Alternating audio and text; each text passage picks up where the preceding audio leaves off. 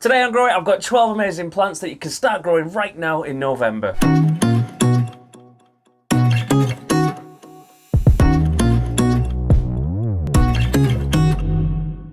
Well, it's absolutely pouring it down today and I'm stuck in the greenhouse, so no doubt I'm going to be getting dripped all over. And just like last month, I'm going to be keeping November's seeds into little groups just to make it a bit easier for yourself to decide whether you want to grow these plants, depending on what space you've got available, whether you've got a greenhouse or whether you want to grow them in your kitchen. Before I start, don't forget to subscribe to my channel for a new gardening video every week with plenty of things for you to do right through autumn and winter, including my monthly growing guides just like this one. And as always, I'll make sure there's a link in the description for all of the plants that I mentioned today so that you can pick some up if you fancy growing these for yourself. And first I'm going to show you all of the flowers that you can sow now.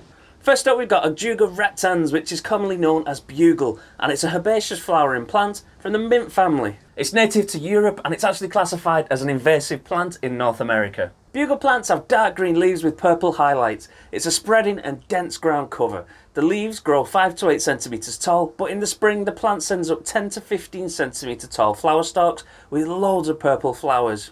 Bugle is a really good ground covering plant, although if you leave it unchecked it is likely to spread and it can become invasive really easily, so do bear that in mind when you're picking a place to put it.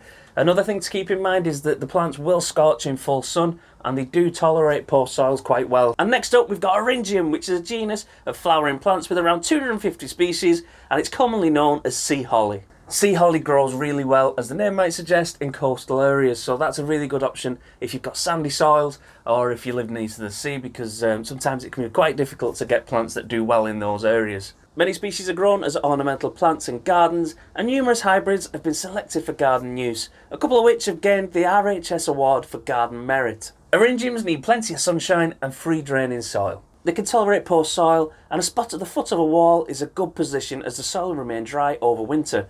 It's also a good idea to plant Eryngiums away from the edge of a border or path, as the spikes can be quite sharp. They also grow really well in gravel gardens as they don't need a lot of watering. And then next up for this month we've got sweet peas. Most sweet peas are highly scented, so choose these if you love a fragrant garden. Sweet peas only live for the year and they die back after they've set seed, but the good news is that they're really easy to grow. So once they do die back, collect your seeds and then you've got a load more to put in for the next year. Pot sowing is generally more reliable than direct sowing, but both are an option. If you're sowing them now in autumn, you can increase the chances of early flowers by keeping your seedlings in a cold frame or a cold greenhouse during the winter months, just to prevent the seedlings from becoming leggy. And I did do a guide to starting off your sweet peas last month, but rather than do that again, I'll just cut that bit out of the video and I'll upload it as a separate little video, and I'll make sure there's a link in the description so you can check that out as well. And next up we've got Sanguisorba officinalis, which is commonly known as Great Burnet. It's native throughout the cooler regions in the Northern Hemisphere in Europe, Northern Asia and Northern North America. It's a herbaceous perennial plant which grows to around 1 metre tall, and it does really well in grasslands and grassy banks, and it flowers in June or July. Great Burnet is also a really important food plant for some European large blue butterflies. You can grow these in moderately fertile soil that's moist but well drained, as long as it doesn't dry out, and they can also grow in full sun or partial shade. The rhizomes of this plant can spread and become invasive, so do make sure to choose a site where they can be contained and where you can keep them in check. You can propagate seeds for Great Burnet in a cold frame or greenhouse in spring or autumn, so it's a really good time to get these in and get some really nice flowers for next year. And next up we've got Corydalis solida, which is also known as bird in a bush, and this is a flowering plant from the Papaveraceae family. Native to moist, shady habitats in Northern Europe and Asia, it grows up to 25 centimetres tall with foliage that appears in spring and dies down to its tuberous rootstock in summer. It's cultivated for its deeply divided ferny leaves and the flowers which appear in spring that can be red, white or purple. These grow best in well-drained, moderately fertile soil, and they can tolerate partial shade. And next up I've got a couple of bulbs that you can get in now, starting with daffodils, which are one of the most reliable spring flowering bulbs. They come back year after year with little attention. They grow well in containers, borders and grass, with a wide range of flower shapes, forms and sizes to choose from to brighten up your garden throughout spring.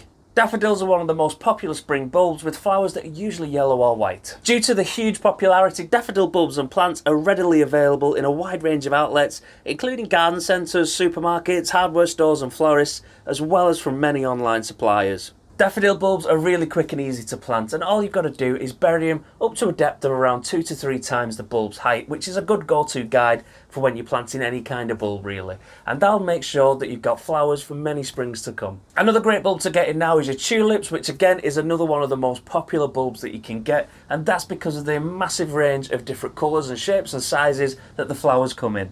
Tulips make ideal bedding plants combined with annual or biennial planting. Tulips can also be useful for containers, and some varieties can be naturalised in grass. Tulips grow best in fertile, well-drained soil in full sun, sheltered from strong winds. Like other bulbs, they do dislike excessively wet conditions, and this is particularly true with alpine species which require excellent drainage. Ah, my knee. Oh! And just like with the daffodils, you want to plant your tulip bulbs at a depth of around 2 to 3 times the height of the bulb itself. And next up I've got some vegetables that you can start growing now, and even though it is starting to get a bit cold as we head into winter, there is still a load of vegetables that you can get started on now. And first up we've got broad beans, which are also known as fava beans. And these are a flowering plant from the pea and bean family, which have been cultivated for human consumption, but also as a green manure or cover crop. You can pick broad beans fresh from the garden and they taste absolutely amazing. The young beans are especially sweet, and you can sow them now in autumn and you'll be able to start picking them from as early as May. And you can also get dwarf varieties that you can grow in pots, so if you're a bit short on space, they're another good option so that you can grow some as well. Maybe if you've got like a balcony or something, that might be a good option for you. The one thing to keep in mind is that you do need to keep the frost off them, so you're going to need to put some kind of cloche or a cover on them just to keep the frost off and make sure that they don't die. Sow your seeds 5 centimetres deep and 20 centimetres apart, and the dwarf varieties only need to be sown 15 centimetres apart. The best sown in double rows, with rows 20 centimetres apart. And the next one might be a bit of a surprise, but you can start growing chilies now in the form of Capsicum annuum Apache, which is a type of dwarf chili, and that one you can start growing on your windowsill, in your kitchen or in your greenhouse, and it's a bit more tolerant of the slightly colder temperatures, and obviously as you get into spring it's got a bit of a head start on all of the other chilies and you're going to get an earlier harvest. A single plant will grow tons of medium-sized hot chilies in a variety of colours from yellow to red, which measure up to 75,000 on the Scoville scale. For the hottest chilies, you want to keep your Apache plants in full sun and water them really sparingly. Either my second or my third video was on how to grow peas, so go back and check that one out if you're interested in growing some now, because it's the same principle for growing them over winter, and you can get them in your greenhouse now, ready to plant out in spring and get an extra early harvest next year. You can either plant them in pots, propagators, cells, or in cardboard tubes like I used in the sweet pea demo, which makes them super easy to plant out without causing any disturbance to the roots. And then next up we've got spring onions, which are also known as salad onions or scallions, and these are derived from several species in the genus Allium. They have a milder taste than most onions, and a great variety to sow now is a specifically winter hardy version of the white Lisbon, which you can sow thinly 1 centimetre deep in rows 10 centimetres apart. And then finally we've got green manures, which are fast growing nitrogen fixing plants that we use to cover bare soil. These are great to use in the vegetable garden as the foliage smothers weeds and the roots prevent soil erosion. And the best part is if you dig them into the soil while they're still green, they return all of that valuable nutrition to the soil and improve the soil structure. Green manures are usually sown in late summer or autumn, and they soak up any nutrients left in the soil, preventing them from being washed away by winter rain. And when you dig them in the following spring, they release all of these nutrients back into the soil. And if you do want to try using green manures yourself, check out the video I did last week where I show you everything there is to know about green manures and how easy it is to sow them in your garden. So do check that out. It's a really good way to organically fertilise your garden without using chemical fertilisers. Well, that's it for today, and hopefully that has inspired you and given you some great ideas for some plants that you can start growing in November. And don't forget to let me know in the comments if you do have a go, because I'd love to hear how you get on. And don't forget to subscribe to my channel just so that you don't miss all of my new videos when they come out. And I'll see you next time. I